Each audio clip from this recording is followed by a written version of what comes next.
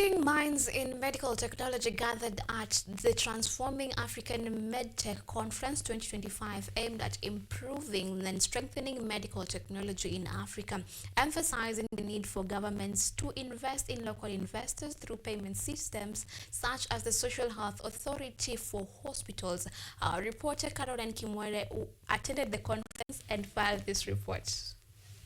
That came out was in efforts to improve Africa's healthcare sector, particularly in medical technology, experts, policymakers, and government representatives have convened the Transforming African Medtech Conference 2025 in Nairobi, showcasing cutting-edge innovations, exploring investment opportunities, and shaping the future of healthcare delivery.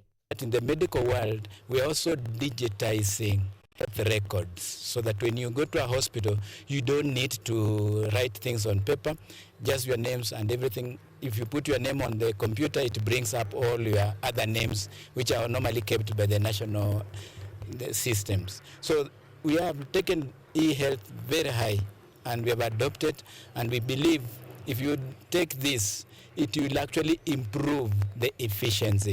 There's so many hospitals that don't have equipment. You just go there, you want a scan to be made or a diagnostic service to be done, and they don't have the equipment, so they basically just assess you clinically, and then they give you a diagnosis which is not evidence-based. It's not been tested or diagnosed properly.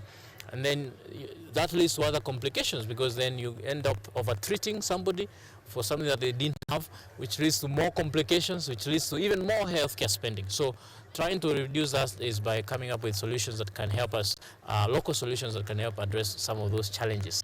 Medical technology experts are also urging the government to invest in local innovators, for instance, through payment systems such as the Social Health Authority, SHA, for hospitals to ensure innovators are properly compensated and supported. If you're innovating, you're providing a solution and you're not getting paid, then you end up shutting down, right? So I think SHA needs to keep doing what they're doing, and also make sure that the payments are also coming in good time, right?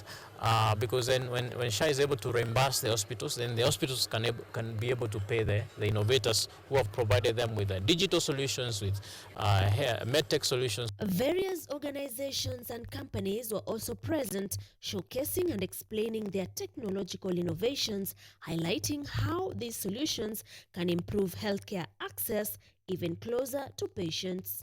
Clinic at Hand, that is the name of the device. The concept is we are empowering practitioners to be able to provide outreach kind of treatment that maybe you are in your house and you don't want to go to hospital, but you still need a doctor to see you. We are working together to help reduce the death of mother and child, because this is one of the major problems affecting Nigerians, and not just Nigerians, Africans, not just Africans, globally. We have developed a wireless electrocardiogram monitor to monitor heart patients real time, and this allows a lot of patients to be monitored remotely by their doctors even when they're in a rural facility. However, the issue of inadequate funding emerged as one of the major challenges facing the rollout of medical technology innovations. We are at the level of looking at the financial areas and how can we innovate, who supports. We tend to be supported by external bodies, and most of them support the innovations, but very few people want to innovate to support the implementation. Calls to ensure that innovations remains patient-centered and inclusive took the center stage at the conference. Caroline Kimwere, KUTV, Low Ratio, Nairobi.